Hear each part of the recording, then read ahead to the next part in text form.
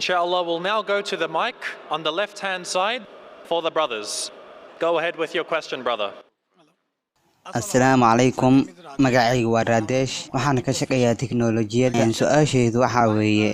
maxay diintu u tahay nabadgelyo maxay diintu maxaynu diintu uga baahannahay sida islaam adiga oo kale waxaad fidisaa islaam walaalka su'aal fiican ayuu na weydiiyay taas oo ah maxaynu uga baahannahay diintu sida islaamka iyo diimaha kale walaal haddii aad fahamto macnaha kelimada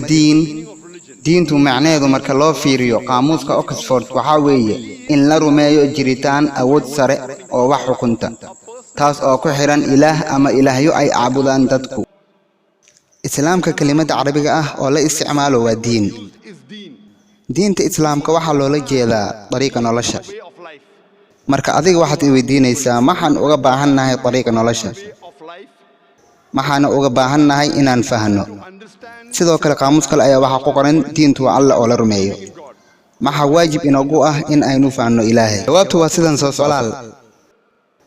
caadi aan markaad soo iibsanayso mashiin oo uu adag yahay isticmaalkiisa